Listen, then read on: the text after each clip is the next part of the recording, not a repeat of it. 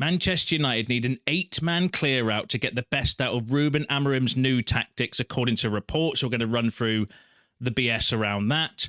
Ruben Amorim himself says that this has been the best and worst week of his life. We've got an injury update and transfer news to go through as we get linked with a raid on Sporting players.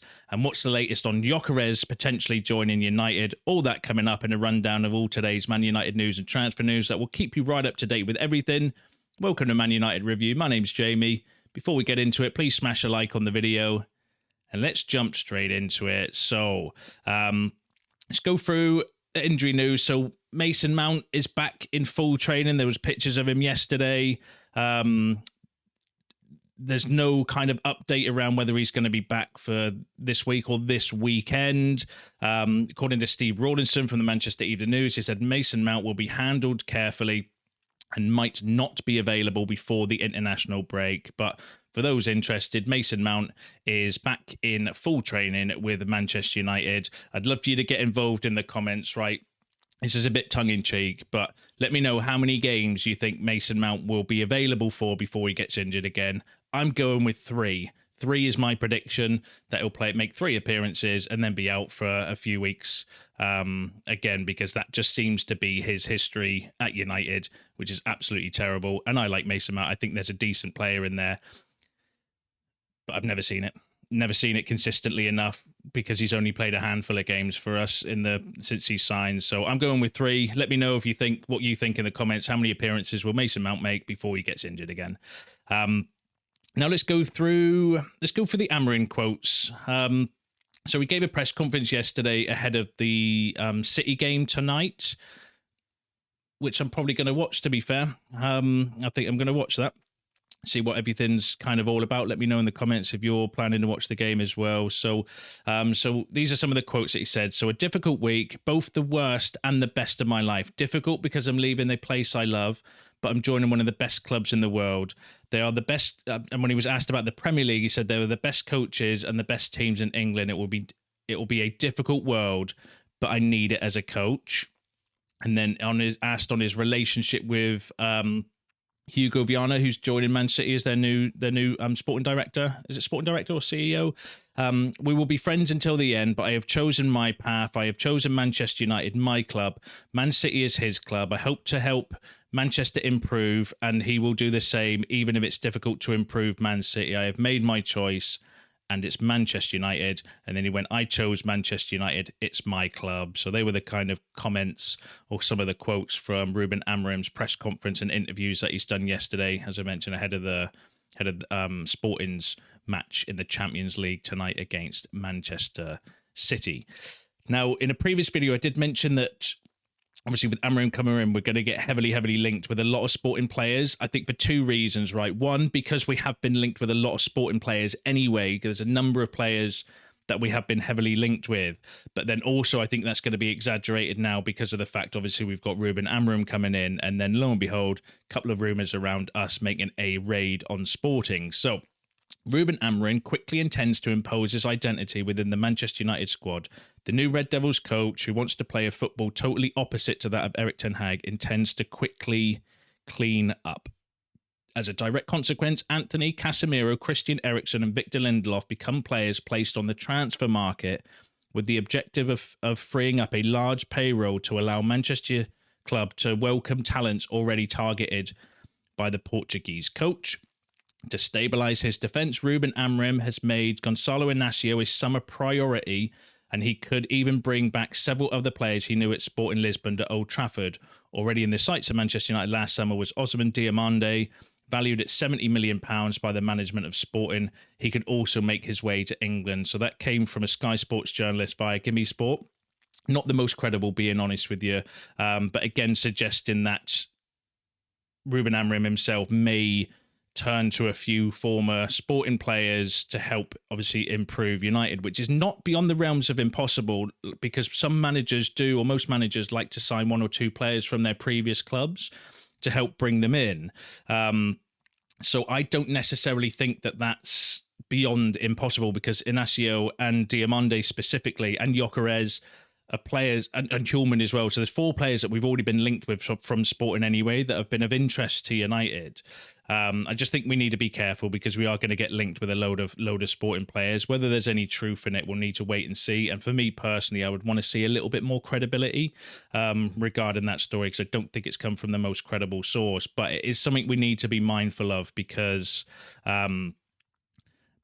one, we have been linked with these players, but then 2, we are going to get linked more with these players now that Amorim's coming in. But none of these are going to be January deals because Amorim himself has already said that he's not going to be signing any Sporting players from January. So these are all going to be like summer deals. But let me know what you think about that in the comments. I mean, the decent players, Diamande, Inacio. I would have taken them this summer before Amorim was coming in because they are really, really talented players. Whether we need both of them now that we've got, obviously, Lenny Yoro coming back, we bought De Ligt. Martinez is kind of seemed to have recovered from his injuries. I'm not 100% convinced, but, they are players that we've been linked with before. So I think it's a little bit of lazy journalism, personally. Now, another transfer rumor that or player that we've been linked with is Kvaratskhelia. So Ruben Amorim is keen on signing Kvaratskhelia at Manchester United. Napoli have put a £90 million price tag on the attacker as contract talks are at an impasse. That came from Court Offside. Now, Court Offside have some decent journalists that work for them, and they have some not credible journalists working for them. Unfortunately, that came from one of their not so credible journalists. So I would say take that with a pinch of salt. We have been linked with Kvaratskhelia a few times. Whether there's any truth in that, I obviously don't know. But yeah, unlikely, isn't it? Are we going to have that sort of money available? I mean, he would massively improve the attack. Like, he is one of the best, in my opinion, one of the best kind of wingers or inside forwards, however you kind of describe him, in the world. Kvaratskhelia, really, really talented player. What's he, only 23 as well, which is insane. He seems like he should be he's a lot older than that. I might be wrong on that.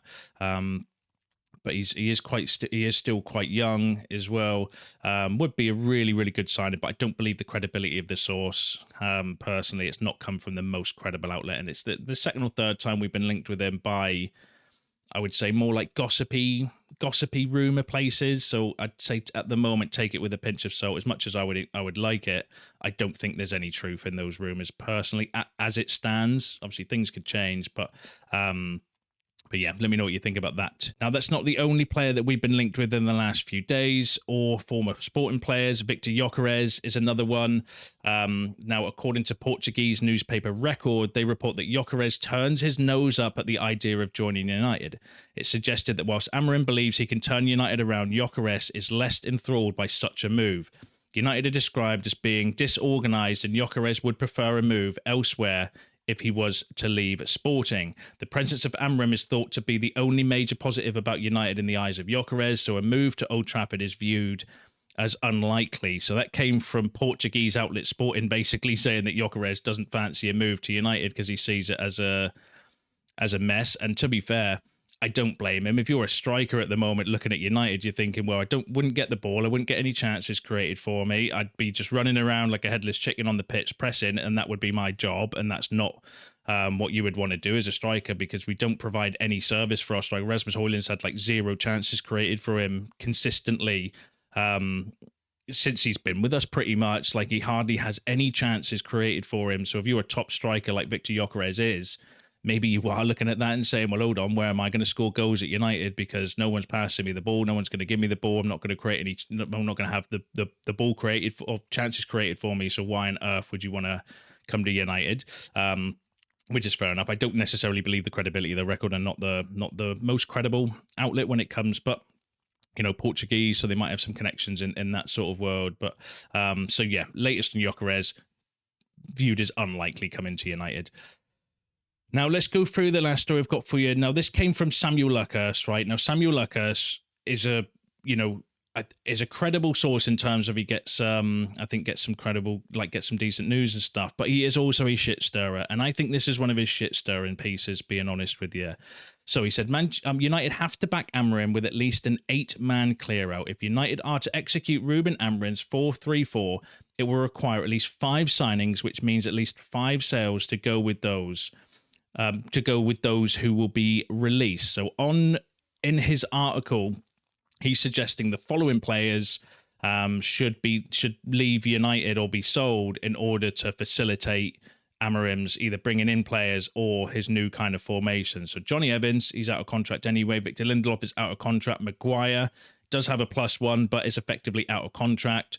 Shaw, Malacia, Mason Mount, Joshua Zirkzee, and Rasmus Højlund.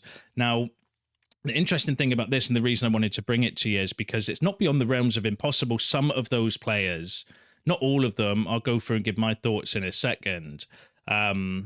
But what you've got to bear in mind before I go through that is that Samuel Luckers has history of shit stirring, specifically around Rasmus Højlund as well. I remember there was an article last year that he did, which was basically saying that the players don't like him, so that's why they're not passing him the ball. That was effectively come from Samuel Luckers. So I would say take this with a pinch of salt, but it's not beyond the realms of impossible, because when you look at it, Evans and Lindelof, Maguire, all out of contract. As it stands at the moment, we do have the +1 on Maguire, but there's no indication that we are going to offer that to him. I think that's maybe we might be in negotiations, but as it stands, as of today, recording this video, there's no indication that we are going to do the +1.